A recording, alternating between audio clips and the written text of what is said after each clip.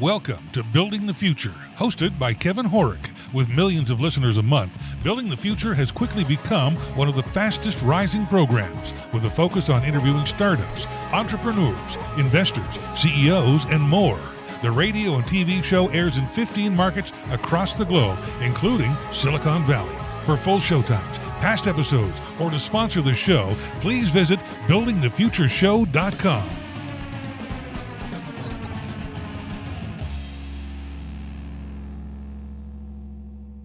Welcome back to the show. Today we have Michael McGar. He's the president at Experience Real History. Michael, welcome to the show. Thank you.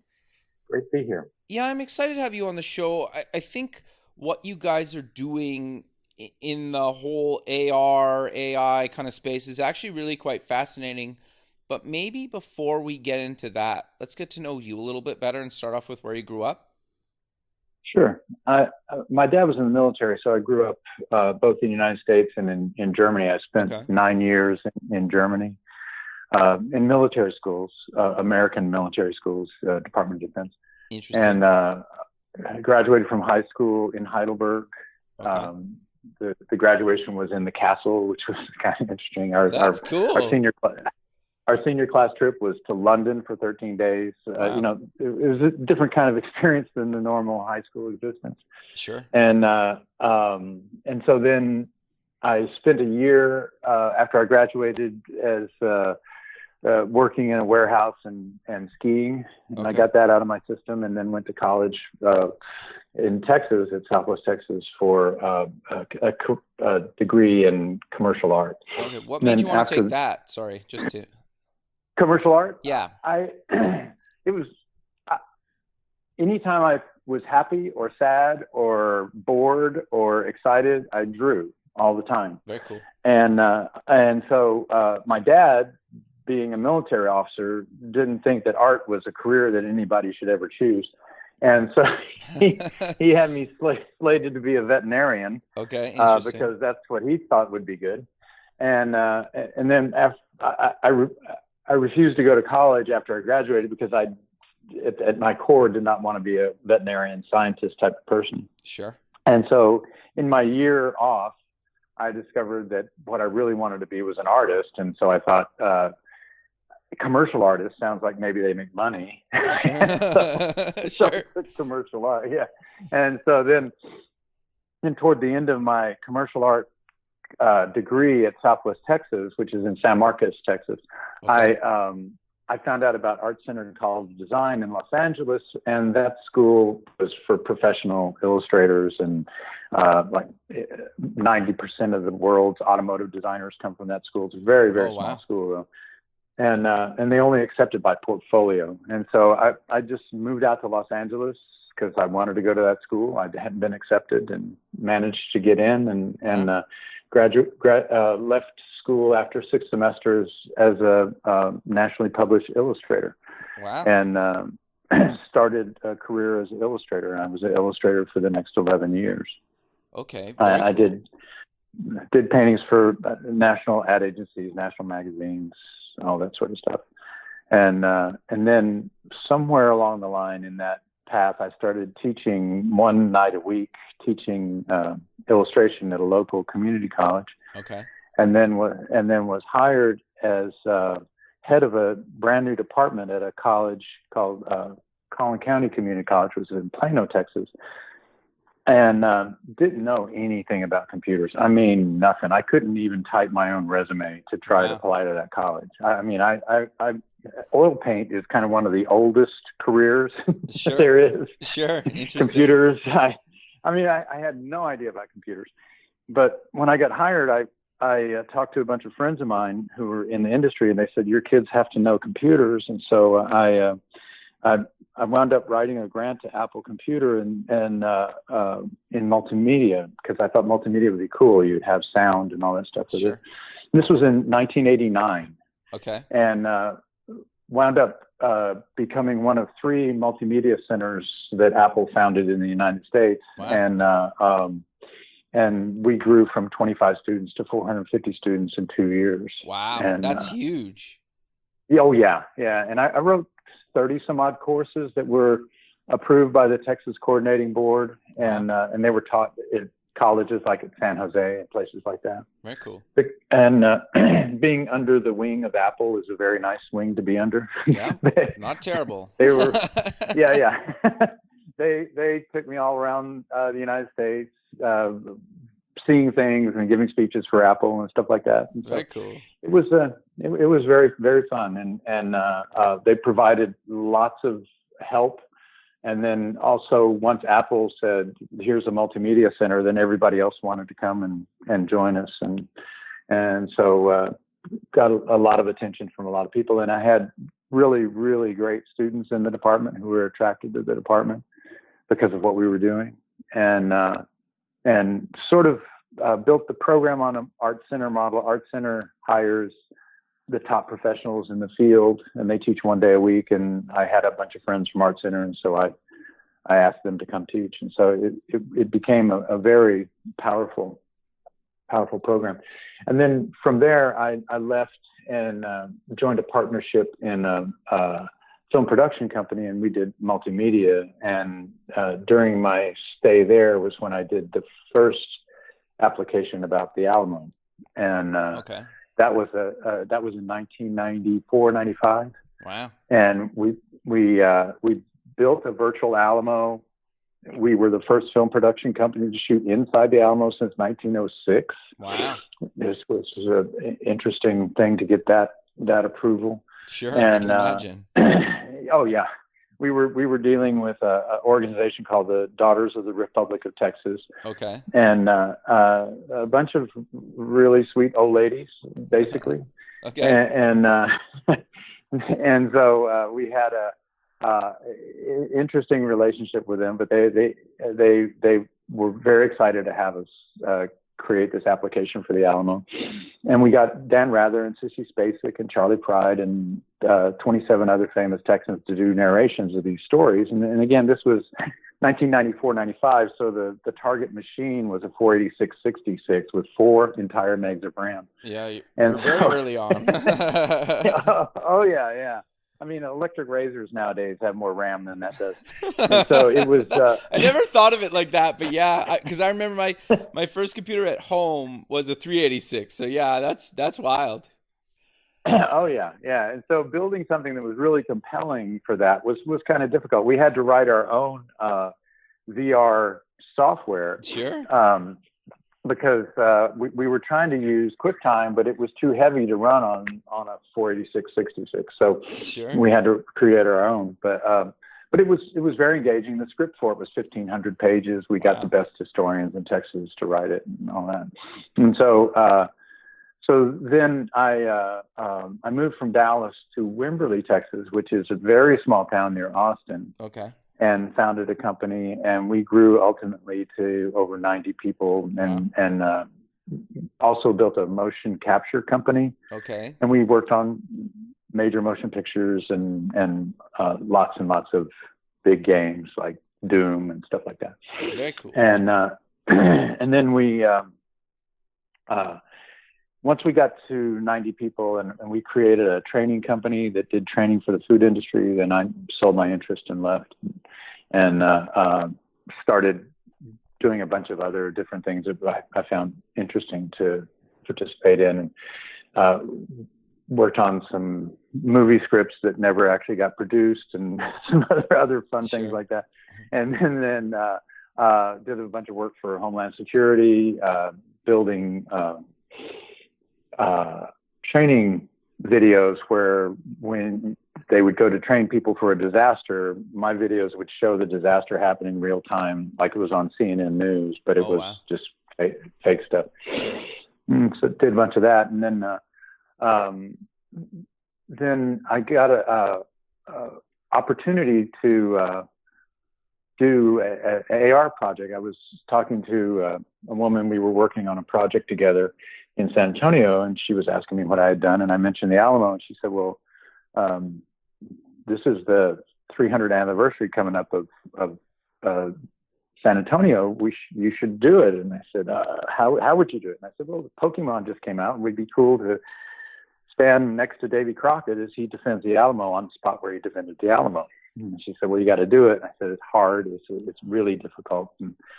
And she said, oh, you're going to do it. And so voluntold. I said, oh yeah.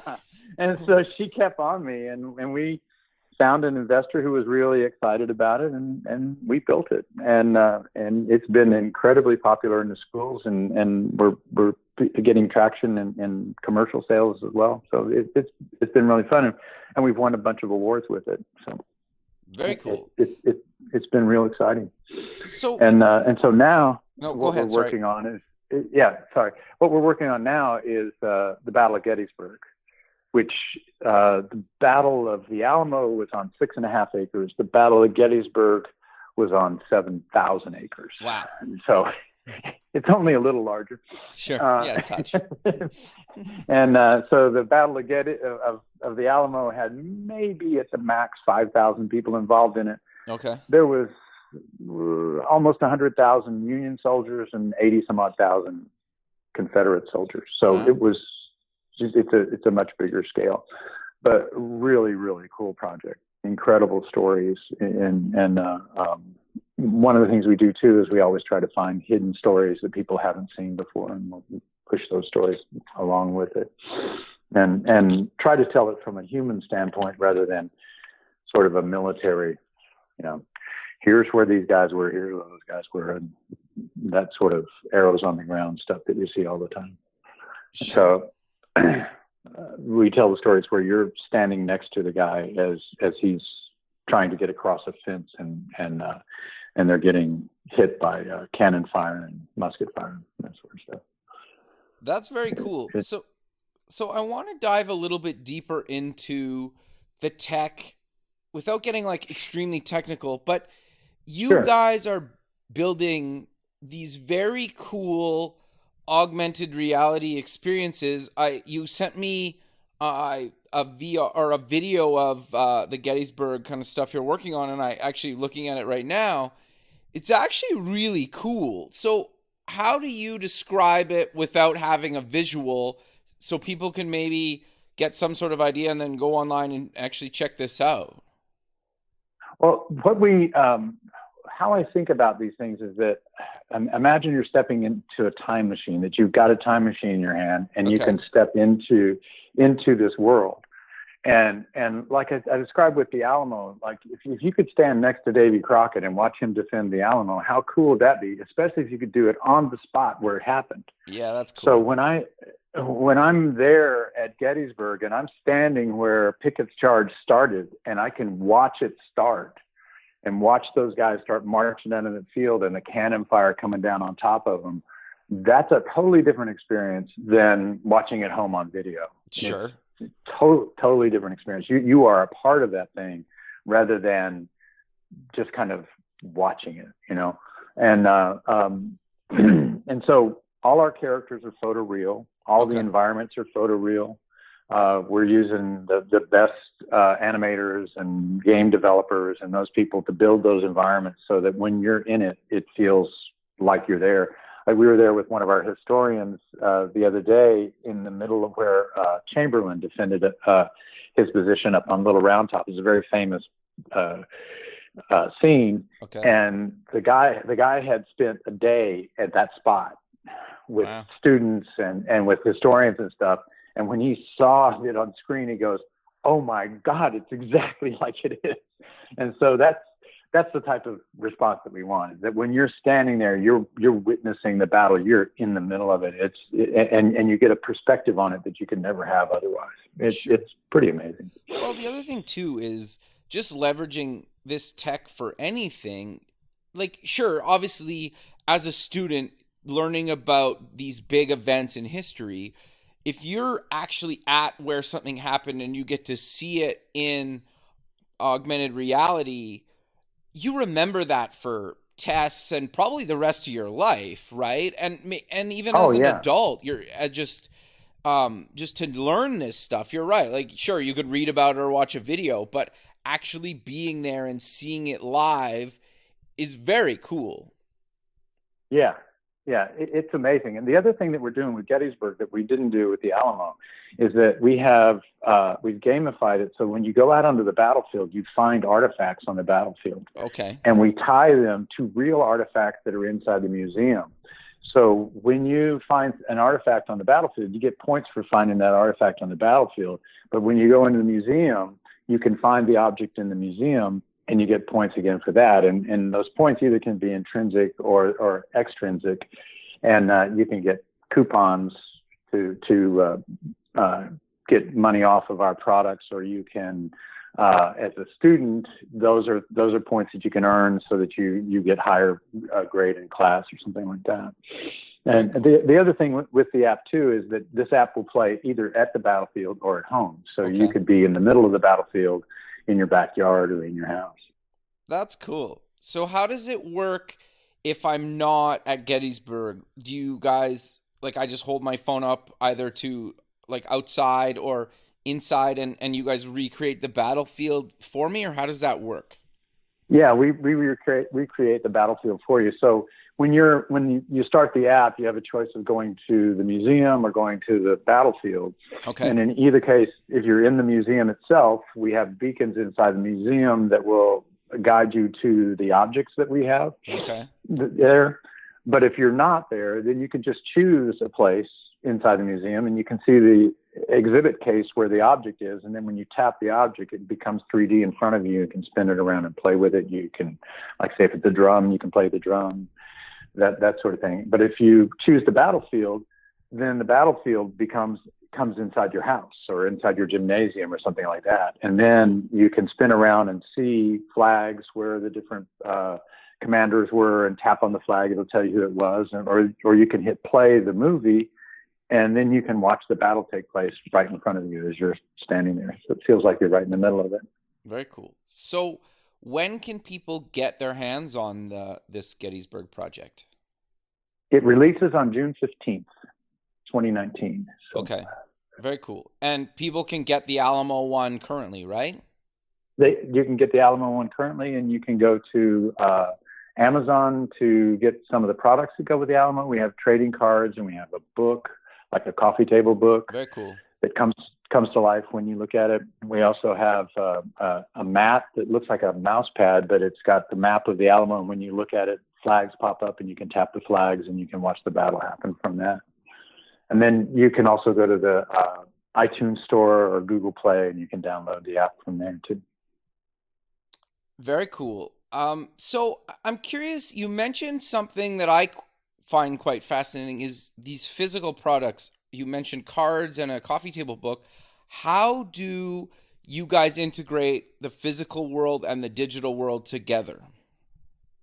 So what we do with the physical objects is we make really cool physical objects like trading cards that are the famous personalities from the battle or from people that you've never heard about before, and you can find out new things about them on the card itself.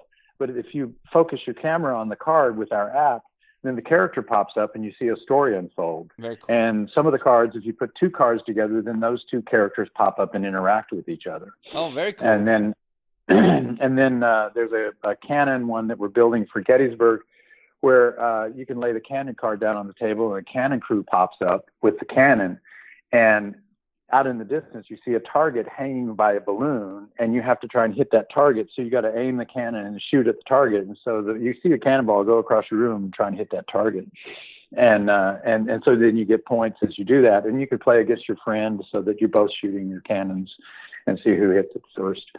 And so a lot of the things that we do, we're trying to make them so that you can play over and over and over again rather than just watch it one time. And so one of the things we're doing right now is developing what exactly those products for Gettysburg are going to be, but they're going to be on another level. So at Gettysburg, you'll be able to buy a box that's got like a spy kit in it, and it's AR enabled, and then trading cards and a newspaper from the time, which when you look at it with the phone, it's like a Harry Potter newspaper where the stories come to life in front of you, people talk to you, and that sort of thing.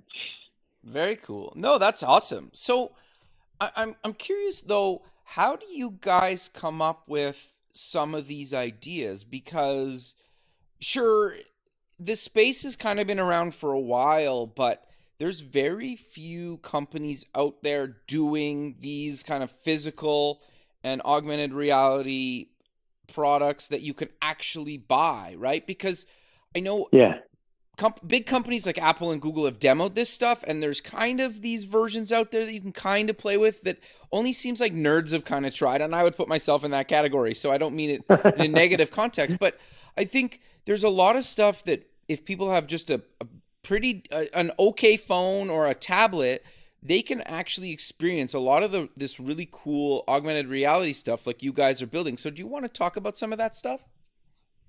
Yeah. So one of the things that we learned with the Alamo was that one pretty much was built for higher end machines. Okay. And so we cut off a lot of our market when we built that way. So what we're doing with Gettysburg is we're building it for the lowest common denominator Android machine.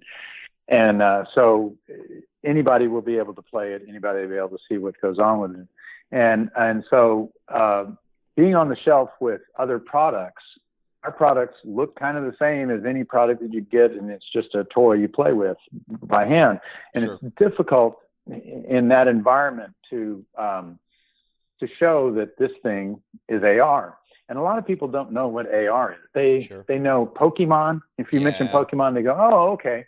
Well, I say it's like Pokemon only on steroids, or maybe Pokemon on acid or something, because you got like a story that comes out of it rather than you're just capturing something that wiggles. Sure. And so anyway, that's one of our biggest challenges is to do that. And one of the things that I'm hoping is that other people start doing it too. The best thing for us, I think, is to have competition in the market where everybody starts to expect that these things are going to be AR enabled. Sure. And as you watch the curve, it's happening. It's moving in that direction. And you have the Merge Cube, which has AR content on this cube, and they're from San Antonio and good friends of ours as well. And they face a similar type of thing in the market. The thing that we found, particularly with these products, is that the schools understand them instantly. Right. And so selling into the schools and selling those products into the schools is really, really easy to do. It's just the consumer market that we're trying to make sure that we can seed the market with the right stuff, and that like what we're going to do with the products that we're putting out with Gettysburg is that when you scan it with your phone, it has a link to a YouTube video that shows the inside of the box, how this stuff works. Okay, so like I can be in the store, you mean, kind of thing, right? Yeah, you can be in the store, and it says it's got like a little QR code, and it says "See us on YouTube," and you click it, and boom, now you magically see inside the box, and you see the different types of AR things that happen inside the box. So I think that's going to help us, because stores don't want to have a video monitor for every product and that sort of stuff. But I think that's going to help a lot.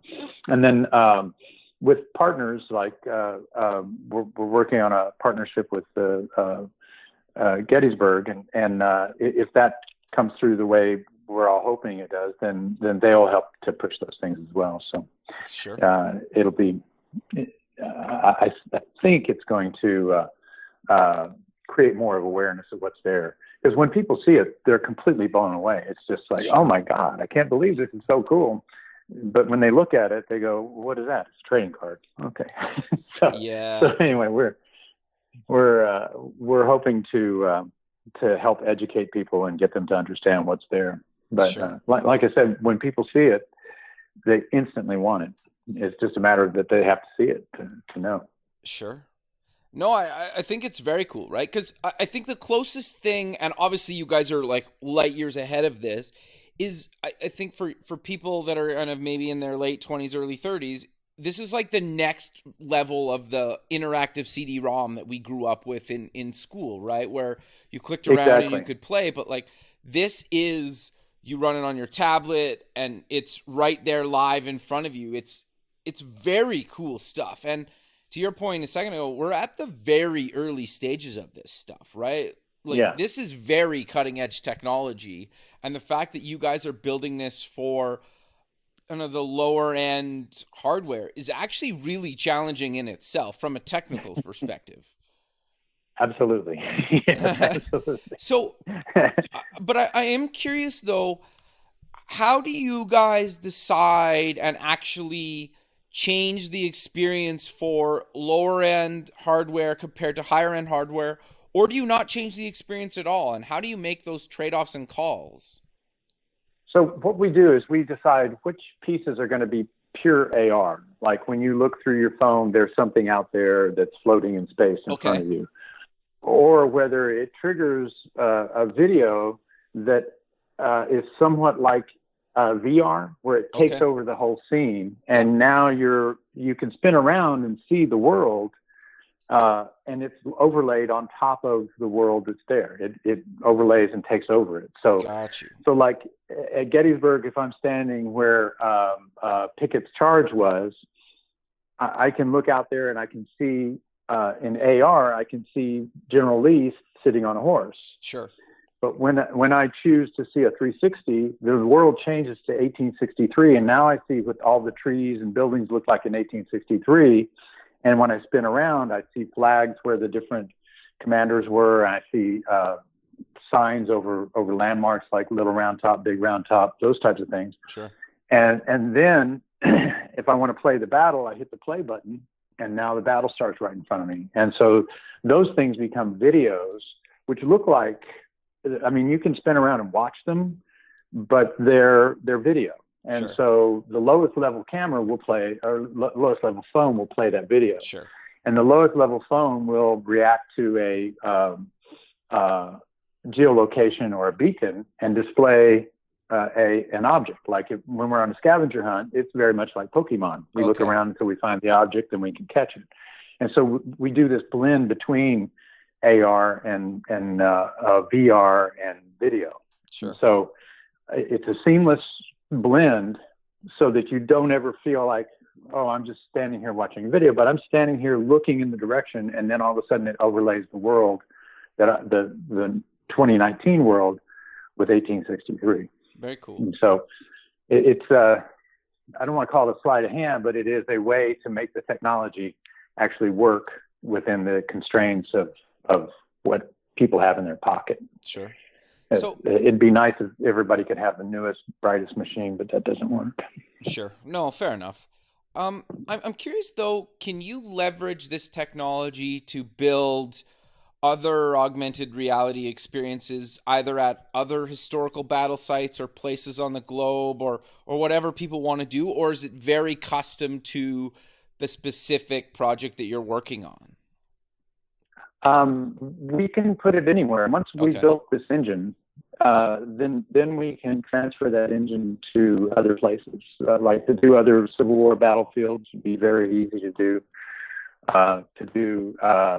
Things in World War II, that sort of stuff, we can do that. Or we can do cultural history things, like you walk around. We're building an app for the ISTE show in Philadelphia.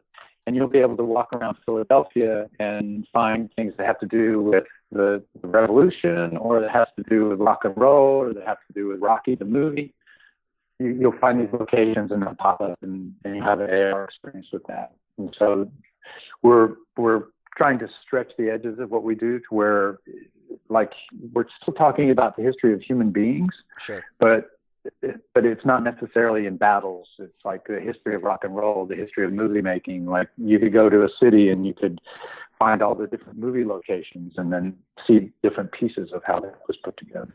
Sure. Yeah, no, that's exactly where I was going with it, because it would be very cool. Obviously we're a ways away and people would have to pay you guys to do this stuff, but there's a ton of locations worldwide that you're like, something historic happened here, even if it was 3 years ago, at this location, to be able to see it, or hundreds of years ago and everywhere in between, right? It would be really cool to have some of these experiences, right? In whatever vertical it is, right? It would be very cool. Oh, yeah. I mean, you go to a town like London and you have layers of history that are thousands of years old, and you're standing on a spot where maybe 20 different significant things happened. Sure. And you have no idea because it's just a bus stop or something, Yeah, fair enough, right? Yeah. Yeah. And I mean, New York City is the same way. I mean, there's places in New York City. I know that where Nathan Hale was hanged, and he said, I regret that I have only one life to give for my country. There's a Citibank sitting right on that spot, you know? Okay, interesting. Yeah, interesting. Sure. Yeah, Seems like there should be something there, you know? No, fair enough. Yeah, and like you could see maybe a certain spot over the last 100 years or a couple 100 years, right? And you could just watch it kind of grow in front of you and change. That would be wild, right? Oh yeah, yeah, Very yeah. cool. Well, we're thinking about that. Yeah, Sure. That's what we're doing. That's what we're doing in Philadelphia. So Yeah, that's awesome. when and that one launches in early what is it? Late June is when that launches. It's ISTE is like June 23rd or something like that in Philadelphia. ISTE is the largest educational computer education organization in the United States. And Very they have cool. that big convention in Philadelphia this year. Very cool. So I'm curious though, and obviously it's going to really depend on the size and time of the project, budget of the project. But how long does this typically take to implement? Is it kind of months? Does it take a year? How do you have like a rough timeline if somebody was looking to actually get one of these built for themselves or somewhere they work? Yeah, it takes, depending on the scale of it, Sure. It takes about a year. Okay. I started going to Gettysburg and looking around and trying to figure out if we could do this project, you know, just from Sure. how do we tell this story? That was the first time I was there in September of 2017. And so I've been to Gettysburg a dozen times since then. Sure. And to be honest, the first time I saw it, I thought, boy, this is going to be hard. Fair, yeah. Yeah. And I couldn't get an appointment with anybody there. Nobody would listen to me. And then slowly, as we were able to show people what we'd done with the Alamo, then we started to get attention and have done well in terms of getting people to come to us and help us with what we're trying to do. Sure. So did you guys Yeah. raise money to build this Gettysburg thing? You mentioned you got an investor for the Alamo. How do you guys actually fund this stuff? Through our investor. Okay. And so as we were finishing up the Alamo and looking at what we were going to do next, we started talking about what would be the next iconic battle in the United States. Sure. That would be kind of in the same era, you know, similar types of guns and cannons and Right. and marching and soldiers and stuff. And Gettysburg is just, you know, if anybody knows anything about the Civil War, they know about Gettysburg. Sure. And so it seemed like a ideal target, despite the scale of it. But it just was the type of thing that the Alamo is very well known around the world. Sure. They know the word. Yeah, sure. But they don't know a lot about the story. But Gettysburg is even more broadly known and taught in schools all across the United States, and so it was a nice joining of what we would like to do and what the story was told and the audience size and all that sort of stuff all kind of fit together. And so then we decided, well, let's just push and see if we can get this. And so here we are. And so we're in the last bits of building the animations of the battles. We've already built the battlefield, and now we've laid out where all the soldiers were and how they were moving. And so now we're building the animations of the actual soldiers fighting on the field. Very cool. So I'm curious to know, how big is the team that's working on this? Because it would take probably quite a few people to actually make this happen. It's a big team. We've contracted with an animation house called Moon Tower here in Austin, and they've worked with Spielberg and people like that, building stuff for them. And then we're also working with a development company called Chicken Waffle, which they are very well known in the development space. Sure, they do a bunch of Unity projects. Right. And then our own team, and then we've hired historians and writers and that sort of stuff. And then we also have a ad agency out in Los Angeles called Membrane that's working with us, and they're very helpful in all aspects of product development and promotion and all that stuff. And so it's a bunch of people. No, that's awesome. Yeah, but I just want people to understand the scale of this stuff, right? Because it takes a lot of people to pull this off, to make something this innovative and cool, right? Especially when you're new to the space, and it's not like you can leverage pre-existing assets because this is so new, right? Sure, you mentioned a few minutes ago, you can use some of the guns and maybe some of the characters and stuff from the Alamo into this, and maybe you have to reskin them a little bit, but you're really creating this stuff from the beginning, right? Like you can't pull from an archive of decades or even years, right? Exactly. And you can't, anything you do historical, you generally can't go out and just shoot video of it and use that. We got to build it from scratch. And so like our artist who built the battlefield, I found a map that was this giant map this Army surveyor did just after the battle. And he surveyed all the elevations, every fence line, everything. And so then we took that and then overlaid it on top of Google Earth, where they have the elevations and all that, laid that in. And this guy put in where all the trees were, where the houses were, all that stuff. And so then our artist went in and she rendered all this stuff together. And so now we can plop down anywhere in the middle of that and do a spin around and see it the way it was in 1836 or 1863. Yeah, it's just amazing. She's done an incredible job. And the trees, the leaves move, the grass moves, the flowers and bugs. It's amazing. It's just amazing. Very cool. So where do you guys, or where do you see the augmented reality space going? Do you have any maybe predictions or things that you guys are trying to see in the future, without giving away anything crazy, but do you have some thoughts on the space and where it could potentially go? Well, I think that augmented reality, like I was talking about before, that you can stand on a spot and see the world change in front of you. So it becomes this time machine. And a lot of augmented reality you see now is like a Coke can has a basketball player pop out of it or something like that. Those are kind of gimmicky things, and they don't really tell stories. Sure. If you look in your living room and you see a couch there, great. Well, that was cool, but there's no story attached to it. And so what we're doing is we're exploring and creating a vernacular of how you tell a story at a location, and it's not always in line. Like you go to a movie theater, you see the story from beginning to end.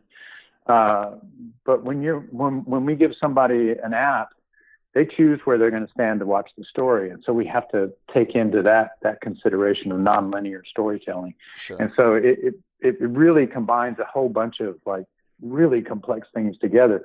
But where it's going, I think, is that once people start to see these things, they're going to really want to see this sort of thing all the time. Like if I'm standing somewhere, what happened here? I'd like to know. And then it becomes something that can be universal, that you can find out stuff you didn't know. You can uncover a world that's hidden from you. It's sort of, that's one of the reasons we're rebranding our company name to Quantum Era. It's sort of like quantum mechanics. Time is very fungible. And so if you get far enough back, you can see the future and the past at the same time. And that's kind of where our space is in that, seeing the future and the past and standing in the same spot. And I think it's going to be real fun. The reaction we've had so far has been just fantastic. So I'm real excited about where the future lies with this. No, that's very cool. That's the thing that I love about technology, is how you can basically bring together stuff that happened generations or hundreds or thousands of years ago and put it in a modern day context today, right? And everywhere in between, which to me, I don't think there's ever been another time in history where you could do that, right? And it's only going to get cooler. And as the tech and the hardware and the software and the physical world kind of meet and collide more, I think the innovation that's coming in the next 3, 5, 10 years is just going to be mind-blowing. Oh, yeah. Yeah. I mean, I was at the beginning of multimedia, which Sure. I thought was mind-blowing at the time, and Sure. it was really incredible. But adding the location to it has always been my goal. Is like, God, I really want to be where it is rather than being removed from that. And it just makes such a difference. It makes a huge difference. I mean, most of the people, like at Gettysburg, the people that go to Gettysburg stand there and they look out and they go, it's grass. No, Yeah. I don't know. I can't Sure. see it. And even the deputy superintendent was telling me that when his wife tours the battlefield, when people come into town, she goes, I think that's Culp's Hill over there, but it's a mile and a half away. I can't, maybe that's it. I don't know. Sure. And this technology will give us an ability to overlay over the top of that and say, that is Culp's Hill, and that's this, and that's that. And just those little things are amazing innovations. But then to be able to see the story happen in front of you. And one of the things I talk about all the time is that like people see heroes of Gettysburg or heroes of the Alamo or whatever, and they see these people as made of marble, that they were put on this earth as this great hero. But what they were normal people that were confronted with extraordinary circumstances and decided to stand up to that challenge. Yeah, and that's what a hero is. Sure. And so if you can stand there with that guy and see him have to do that challenge, or that woman, and see that challenge, Sure. and see them make that choice, it makes a huge difference in how you think about the world. Not just how you think about that event, but how you think about the world. I could be that person, and I think that's one of the things that I really want people to understand when they experience our application is, I could be this guy that's right here. I understand how that feels. No, that's really cool. And being there on the spot at scale makes a difference. Sure. So, No, very cool. So yeah. You mentioned earlier you guys won a bunch of awards for your projects, and you and I got connected through the Media Excellence Awards. Do you want to talk about some of the awards you've won and why you think these award kind of shows are important to the industry? Yeah, one of the awards we won, and I can't remember the name of it, but we won for both education Sure. and entertainment in the same award show. So we won the top award for education, right, and we won the top award for entertainment. Very cool. And that to me was exactly what I'm trying to do. Is that a lot of people think of education as a painful experience, particularly history education. Oh my God, history! Your coach was teaching it with a video from Yep. Zorba the Greek, or something. And so to be able to win an award independent, one in the same award show, one for entertainment and one for education, that says everything about what I think we do. And the award in Los Angeles, the Media Award, it kind of speaks to that too. It's like, here's this really cool thing. It's really fun to watch, but you're learning something by it at the same time. And I think that really says a lot about who we are and what we're trying to do. Sure. Well, I also think too, you guys make learning feel like you're not learning. If that, do you know what I'm getting at there? It feels like you're less reading like a textbook, right? It's 300 pages and you got to get through this thing. It's like, if you can actually see the battle happening or whatever happening live in front of you, whether you're physically there or you're at your house or in your classroom or whatever, you're learning, sure, but you don't feel like you're learning. And it's not this like, let's just play this VHS and it's all grainy and the video's been 30 years ago, right? Like that experience is gone with something like this. Yeah. And it should be an adventure. Like I'm participating in this adventure instead of I'm watching this or reading about it. And the thing I talk about all the time to people is I say that we're not going to be the compendium of all this information about this, but we're going to be the entry-level drug that takes you into it to get you excited about it.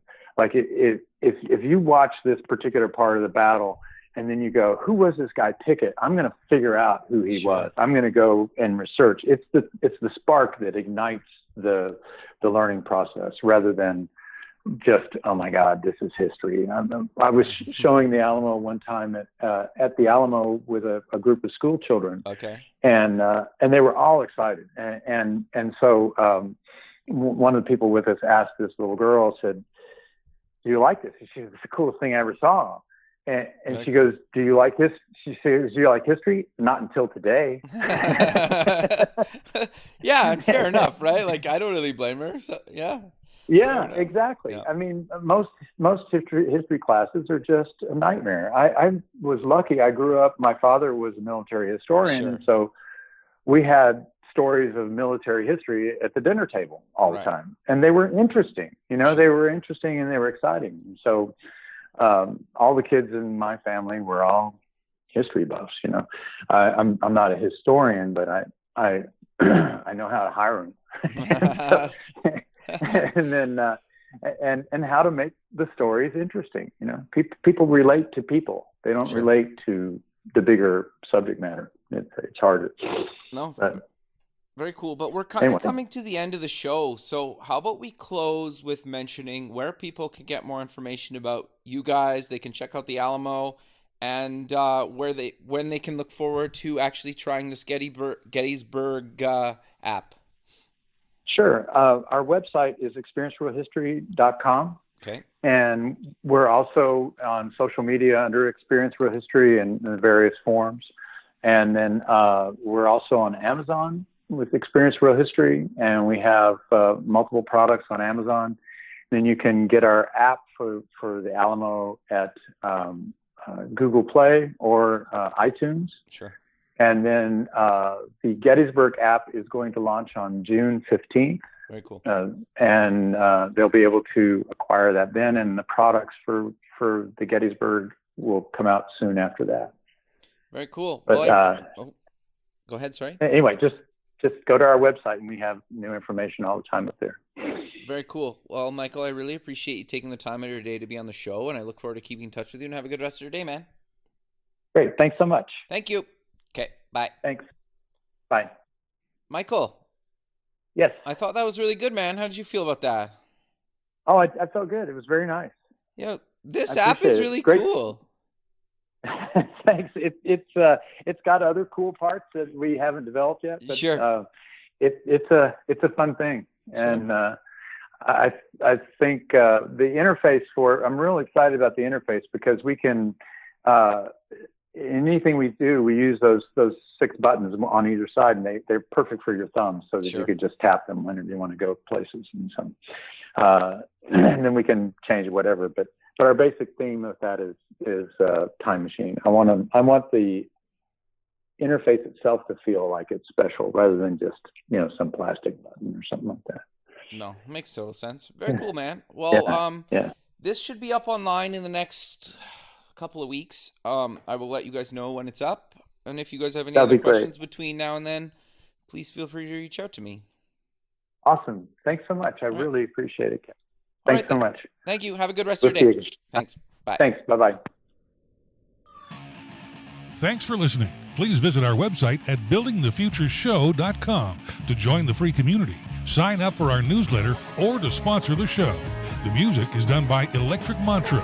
You can check him out at electricmantra.com, and keep building the future.